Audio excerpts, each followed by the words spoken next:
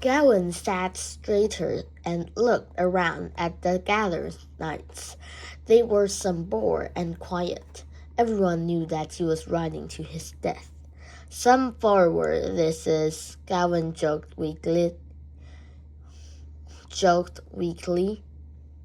"You look as if you took a swig of ale and got a mouth of water."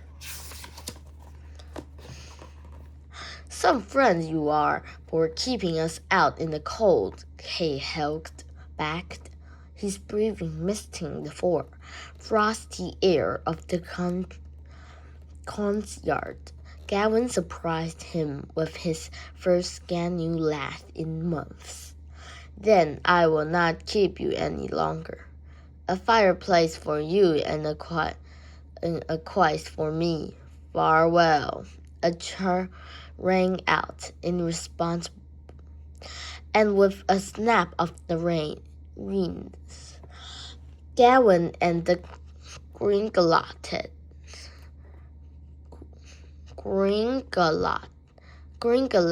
set off. "Godspeed, Sir Gavin," Arthur called after him. It was a cry echoed by the rest of the knights. Out of sight, Gavin's smile fell from now on. He was on his own, and he was terrified. Gavin headed north as instructed for days, then weeks. He rode through the borderlands. Winter has driven all the animals into hiding, and it was luck more than skill that allowed him to catch the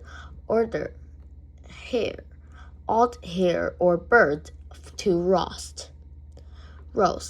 Often he had to connect himself with wet berries he could find in woods, and what little dried meats he had left in his saddlebags.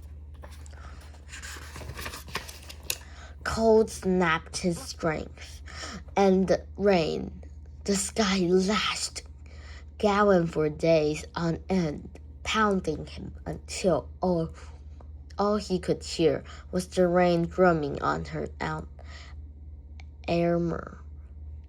It didn't matter how much he tried to clean and dry it by his campfire each night.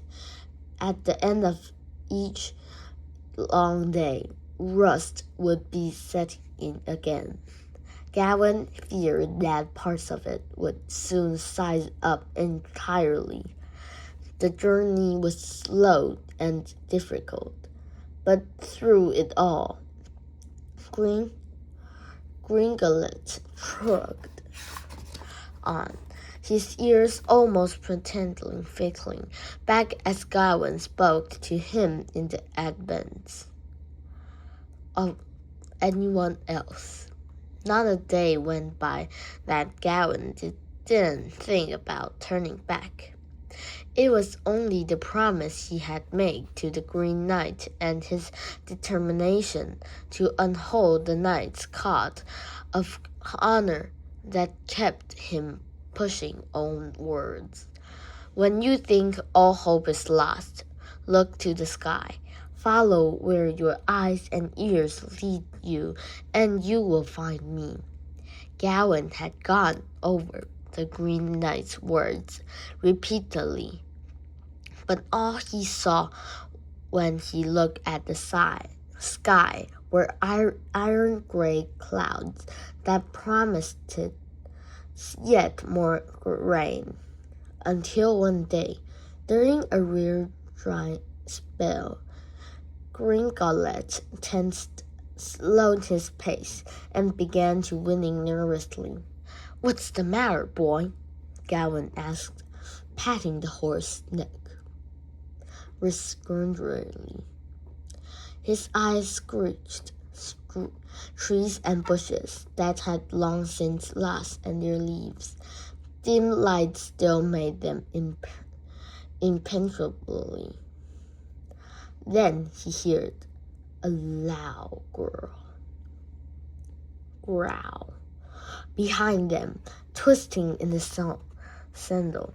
Gawain glimpsed a black-gray wolf before it sunk into the shadows on his right. It appeared from the left. No, this was a second brown wolf. Gawain slowly drew his sword and threaded his other armor through his shield. He was careful not to make any sudden movement.